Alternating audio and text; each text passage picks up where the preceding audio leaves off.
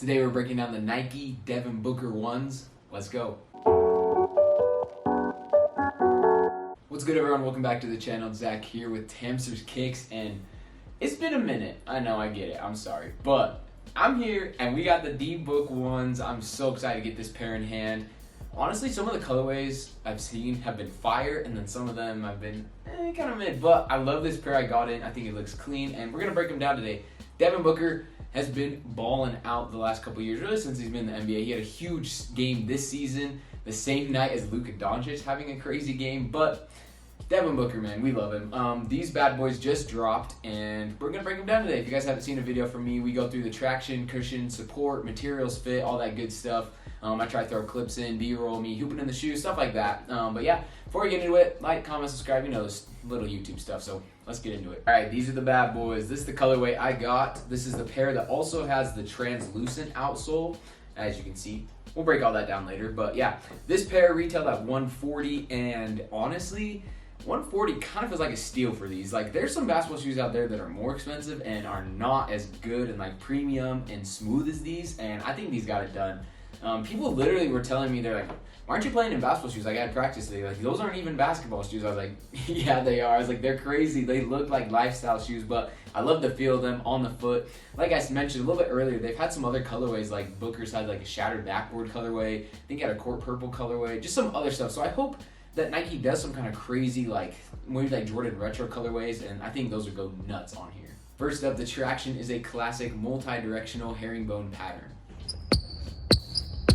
Probably this dopest part is they kept this outsole so simple, and like it just meshes and molds with the shoe so well. Like, it's basic traditional herringbone. Like, there's no crazy different patterns to it. You kind of have a little bit of a different cut in here, as you have like, it's kind of sectioned off as like the back heel part, and then you have this midfoot area, and then kind of a toe cap area. But I mean, overall, it just felt like amazing. Like, just the herringbone, you just love how it feels, and this is really showing off just that nice translucent herringbone. As far as like durability with this, it felt really good. I didn't feel anything like sticking out or anything. Breakdown might be weird with the upper, but overall, the traction was killing. Next up, the cushion features a Cushlon 2.0 foam throughout the shoe. So that Cushlon foam goes throughout the shoe. You have a Nike Air Zoom. It's a top-loaded heel unit as well in there, which you could definitely feel like. That's one thing, like break-in time, I thought you might have to have a little bit, but that Cushlon and that top-loaded foam just like immediately, like I felt it. The ride was super smooth, super comfortable too, and especially combined with the upper, which we'll talk about, I loved how it felt on the foot. Like, genuinely surprised. Like, this is some of the stuff that I think the Jaw 1 is missing. Like, the Jaw 1 has a similar kind of cut and shape and vibe to the shoe, but there's not as good as materials up here. The foam setup is not as good, I don't think, and that traction pattern, like, it just combines so well in there. So I was really impressed with that Cushlon 2.0 in there. The materials, the design really did go for an aesthetic lifestyle kind of shoe. So you have workwear canvas along these. I'm gonna get into a lot of like material words. You got like twill in here. You have a kind of faux suede-ish collar as well. Like, the materials, at first I was like, all right, these might be a little too like lifestyle fancy, but I loved how they felt. They were so soft, very breathable, surprisingly, for like the all like suede-ish kind of like material here. I didn't think it was gonna be as breathable, but it was.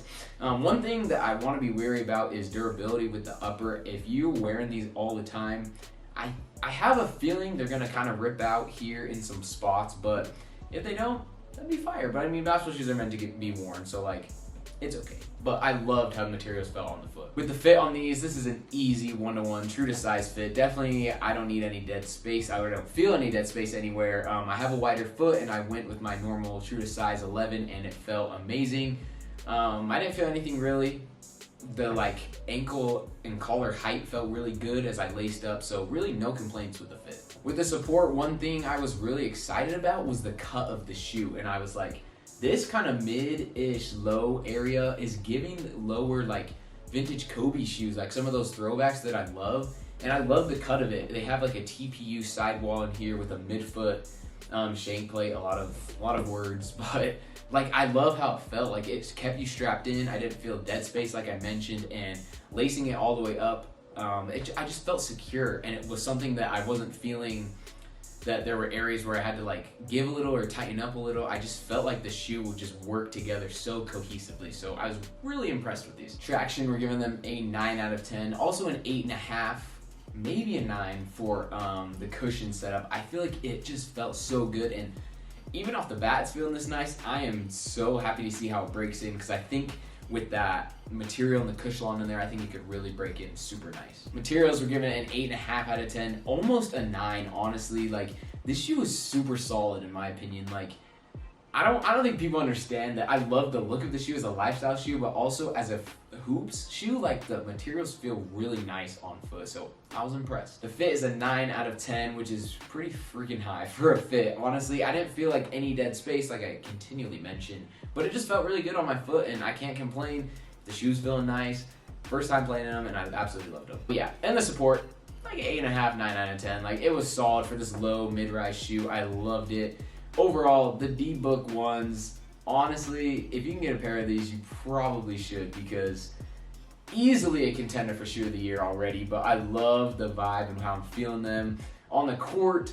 And I mean, I even want to put these on outside. That's the thing I love about them, that you can just wear them outside. So I hope we normalize wearing these bad boys as a lifestyle shoe. But that's it for the video today. I got a bunch more coming. Tatum 2s are on the way. Kyrie's Anta shoe, his first signature shoe, should be on the way as well.